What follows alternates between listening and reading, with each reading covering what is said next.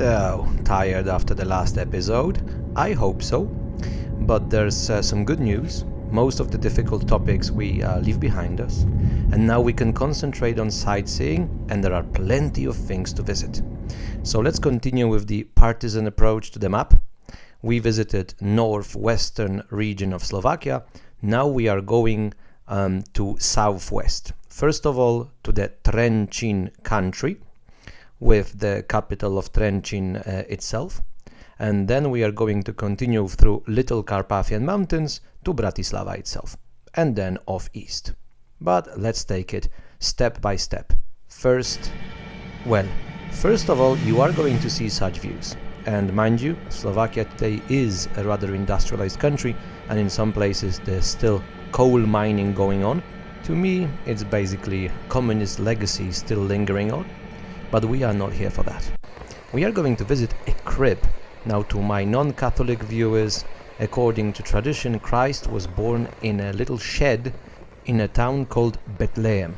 And what we do in this part of Europe, we actually build Bethlehems. And here's a village called Rajecka Leśna. In memory of a visit by the Polish Pope, John Paul II, of course, they set up a Bethlehem here. Now, we didn't know what to expect. When we arrived, there's, for example, a very nice wooden cross in folklore style, but the first piece of art we saw is this angel here who looks like he's begging for some money to get some cheap wine. So that wasn't impressive, but then that's what we saw. This is the work of the gentleman in the middle, Józef Pekara. Now, he spent 20 years building the Slovak Bethlehem. So usually what a Bethlehem is, it's the shed where Christ was born with maybe a bit of surroundings, either showing you how people believed Bethlehem might have looked like, or basically their own surroundings. So here you're gonna have it, of course. There is going to be, first of all, of course, the shed with baby Jesus and some people, local people, coming to view the birth of God on earth. Well, but then, when I say he spent 20 years, it's 9 meters long, it's 2.5 meters deep, it's 3 meters high, and there are 300 figurines, and as you can see, many of them, supposedly half, are actually mobile, they're moving. And it's not simply the village of Rajecka Leśna around the crib, it's all of Slovakia, especially the traditional view of the society, so you have plenty of people, plus the most important emblematic buildings, usually churches or castles. It is absolutely amazing. And let me say it one more time, it's actually a job of one man. The other two people that you saw in the photo before, an engineer who helped with the moving parts, and the priest responsible for the Bethlehem being in the place where it is today. But it's basically work of one man. It's absolutely stunning. So I think it's best to simply enjoy without any more commentary.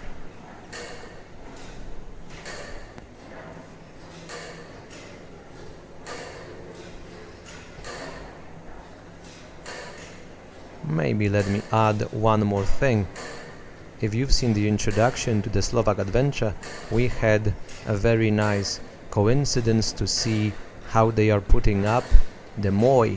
Well, you see it here as well. So even such little important details are here to see. And one more extra detail, there's a bit of wine. So that was impressive. But we are on our way to visit one more impressive folk place, Chichmany. So in episode 1, we went to Vlkolínec, the beautiful living skansen up in the mountains that's on the UNESCO list. But there are more such places, and supposedly the most famous in Slovakia is the village of Chichmany, and I think you can already see why. There are plenty of old school buildings painted in those very interesting designs. Now, the story supposedly begins already in the 15th century. Advancing Ottoman Empire through the Balkans, so many people started running. And there was a group of Bulgars who actually ended up all the way in Slovakia. And they started building their houses here, and actually there is proof of it there are still some buildings looking very much like something you're going to see till the very day all around Balkans. Big buildings with 2 stories, looking slightly, giving out this slight fortress-like vibe. But more importantly, to protect and impregnate the wood, they were painting it in very simple, originally very simple designs. But in order to sustain themselves, they started weaving, and they became pretty much known as masters of the craft. So with time, they started using the designs from the clothes on the houses. And with time also it became kind of a tradition that you would start painting houses in all those interesting varied geometric designs. Now I think you understand, when the artists in the modern age started coming, seeing what's going on, they loved it. So till the very day there's supposedly a little artistic colony here, and you can see it in a number of details, but also people realized it's a great place for tourism. So nowadays it is supposedly very popular in Slovakia, the most popular living skansen. So of course you are going to see souvenir shops with souvenirs made by local artists, handcrafted, so that's nice. Plus my favorite example, this here awesome car. Now that we've viewed a bit of modernity, mind you, those guys here were kinda modern hundreds of years ago, because they already invented emojis. XOXO, Gossip Girl. Well, anyway, if you like the designs very much, here's something we can do. I'm gonna leave a couple of photos of a board.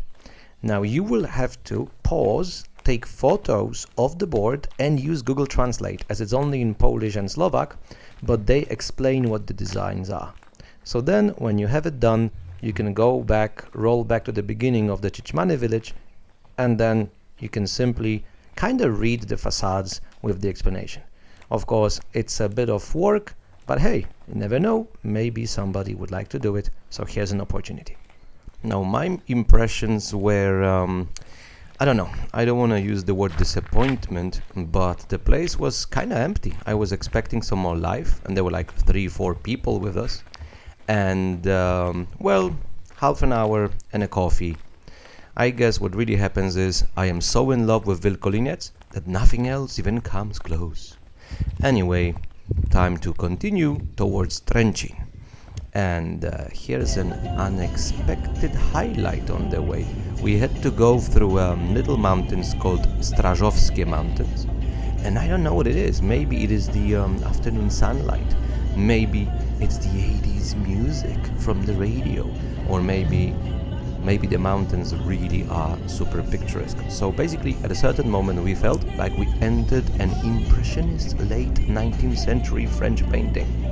So maybe the best option here is to just let it roll and enjoy the beautiful scenery with 80s music in the background.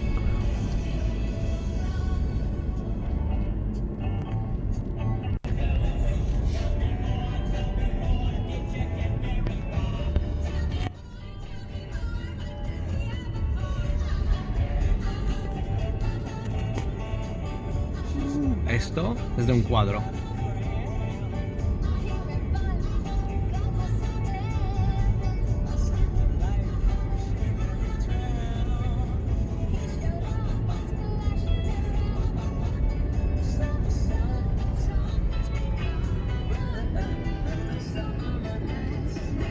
I felt like I entered Hobbiton itself. Fortunately, there were the bikers here to bring me back to reality. Anyway, here's the name of the mountains if you want to look them up, some more photos or anything. Definitely, in May, an amazing, beautiful place. But now, it's time to arrive in Trenčín, and actually about the city of Trenčín and the interesting bits and pieces there, another episode. Now, let's jump on to another spot. Morning coffee. But actually, it's not simply a beginning of a day, it's a beginning of a castle mania. We're gonna visit now supposedly the most popular and maybe even the most beautiful, some people say, castle in Slovakia. First, but not the last, we are gonna get castleized very soon, so prepare for architecture and plenty of history and maybe even some vampires. Now, before we start moving to castles, welcome to the 80s. I don't know why, but we have luck. People take us to kind of half-closed restaurants which haven't changed in the last 30, 40 years. So enjoy the views. Here's also a little overview of our morning preparations, and off we go to visit the Bojnice castle. So first of all, we're gonna walk down a little cute park, and then through the trees and the branches you are going to start seeing, well, you are going to start seeing Slovak Neuschwanstein. So the thing is, very often the castles we visit today are not exactly medieval, as in they may have roots in the good old times, but they are usually modern buildings actually.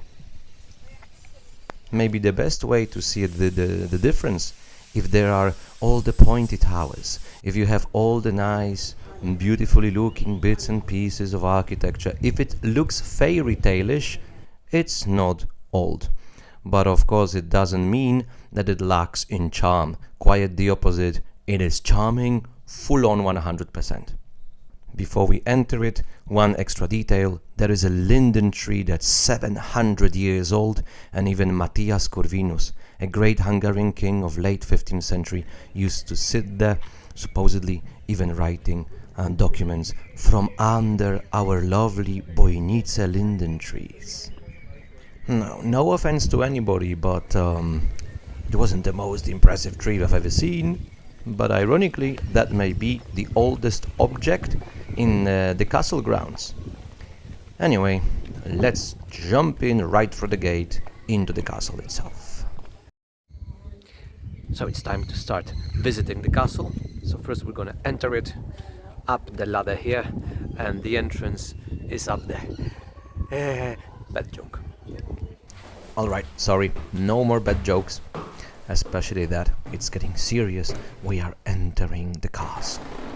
But I think the best way to start is to see two maquettes. Now, first one is going to show you the castle as it is today, so you can perfectly see all those beautiful towers, and it's all fancy and so on. Yeah, and it's 1910, so the building is actually 110 years old only. Here it is, as it used to be for hundreds of years. You see, it is much simpler because the idea for hundreds of years was defense, not beauty. And the way it is today is thanks to John Francis Palffy. He was actually from one of the richest Hungarian aristocratic families, and well, mind you, his father actually was a gambler and a bit of an alcoholic, so most of the family money was gone when John Francis was an adult. But he was a smart guy. Not only did he pay his father's debts, but also he started introducing modernity to his family estates when he was an adult and got a hold on them. So in the end, he actually became wealthy again and decided to follow a big dream of his. So he was living at the time when kind of a romantic version of the good old school Gothic was a big thing. Neuschwanstein today is the greatest example of the movement. But also as a young guy, our John Francis traveled to places like Loire Valley in France or to Italy, and there he learned of the Renaissance palaces. So in 1889 he decided to follow a big dream of his. He started the reconstruction of the palace in a combined style of romantic neo-Gothic and neo-Renaissance based on the Loire Valley. And that's what we see today. Now mind you, he also went to the Near and Far East. He was a bit of a 19th century backpacker, you could say, but he was a backpacker with deep pockets. So when he came back, he would bring, obviously, as you can see all around you, plenty of souvenirs. Mind you, today I buy a magnet for a fridge. He was wealthier. So here, in one of the representative chambers, you can see a big mix of Islamic and Far Eastern art. But another very curious thing, and here we are entering the representative chamber, is that most of it is actually design of John Francis himself. So obviously he had architects and people working on it and so on, but he was very much involved from the first to the last stage of construction and then interior design. So a lot of things that you see are actually by his own hand, plus we can actually see it. If it was finished at the beginning of the 20th century, there were already photos. So many of the chambers you see are exactly how they used to be, and there are photos, which is really cool because you can simply compare the photo with what you see around you. But then you have the courtyard between the lower and the middle castle, and here you have date 900. So what you see is not Gothic, it is most definitely neo. But here's an interesting detail, something that looks like Bell of the Dying. So my guess is the purpose is to give you the Gothic ambience, but it wasn't really used in the modern times anymore. So here in the middle castle there was something really cool. Obviously before the time of photos people would paint or draw, so we do have plenty of images of the castle, how it used to look like before reconstruction, and there's this interactive panel, so you can choose a photo of a drawing and then you can see the same spot today. So this is a really cool thing. We played with it for a while and then I asked the lady and to help us a bit for the sake of the video, so you can see how it works, I guess. But there is one more interesting bit. Of course, although castles are made of stone and brick and so on, there are plenty of wooden pieces. So if you are wondering if castles can burn or not, yes they can, and very often they actually do. So the last big fire was in 1950, and here of course no drawings anymore, we can simply see photos, and one such photo I'm going to show you right now. Jeszcze może jedno z pożaru i wszystko.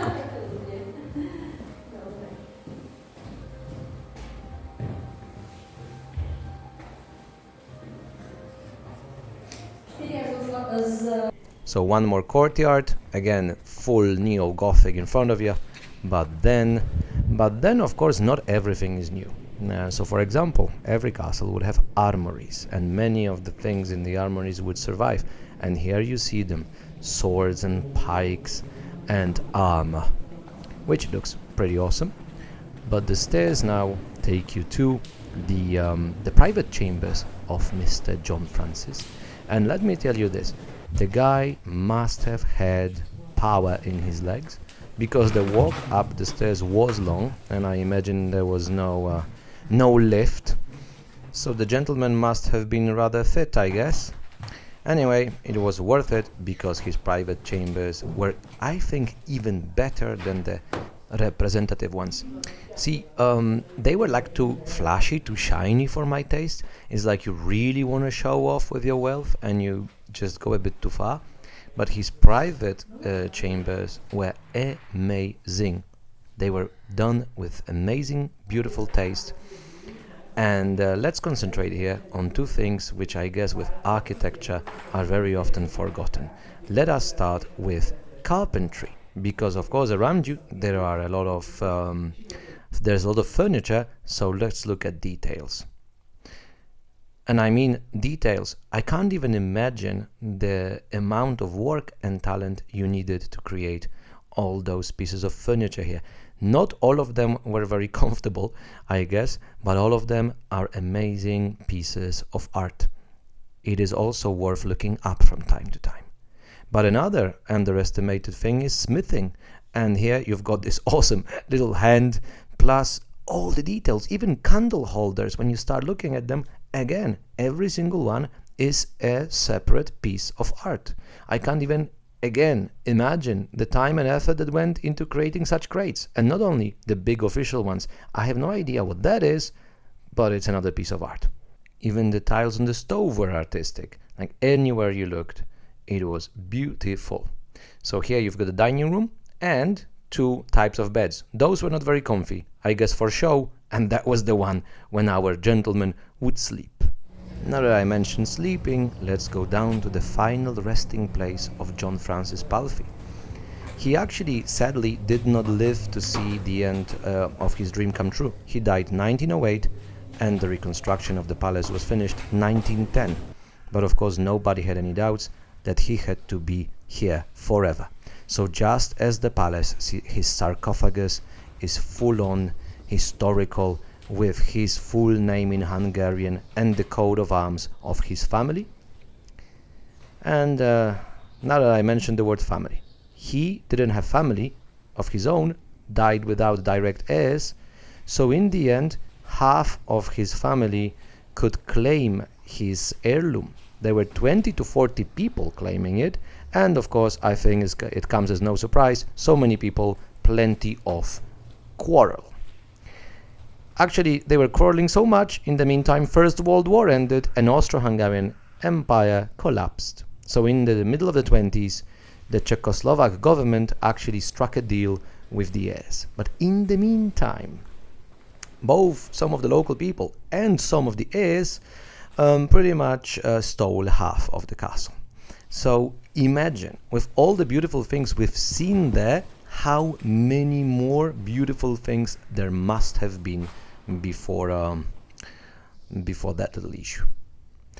Late 30s, there was in Czechoslovakia a big shoe company called Baťa, and they bought the castle. I found two dates, 38 or beginning of 39. Anyway, both, that wasn't really good timing, because then Czechoslovakia falls apart and Second World War begins. So not the best deal that the Baťa company ever did, but it did survive the Second World War. Then it was nationalized in communist Czechoslovakia. And funnily enough, very often communists, well, they don't care about aristocracy, so the castles would fall into decay, they would be turned into something else. Fortunately, this castle was mostly spared such fate, reconstructed after the big fire in 1950, and already in the 70s became a national monument of Czechoslovakia and today independent Slovakia, of course. Today it is officially the most visited castle in Slovakia, and to be honest, they're kind of copy-paste in the end. You've been to one, you've been to them all, and yet it is every single time a beauty to behold. So definitely a great visit. We enjoyed it very much, but here's one more place on the way. There is a cave with something, well, finally properly medieval. Of course, to withstand a long siege, you needed provisions. How do you get water? Well, you need a proper well. And here it is, a medieval, I think it's 60 to 80 meters deep well providing water for the castle in case of siege. Great. But there's one thing missing. In Krakow, back home, we have a dragon in a cave. No dragon here. So that's a bit disappointing. Anyway, it was time to say goodbye to the Bojnice castle, but it's not the end of castles as such. Alright, so Bojnice was all nice and cute and everything, but in the end a bit of a modern building really. So how about we actually go truly medieval? Welcome to the Trenčín Castle. But that's a story for the next episode, and I cannot wait. See you soon.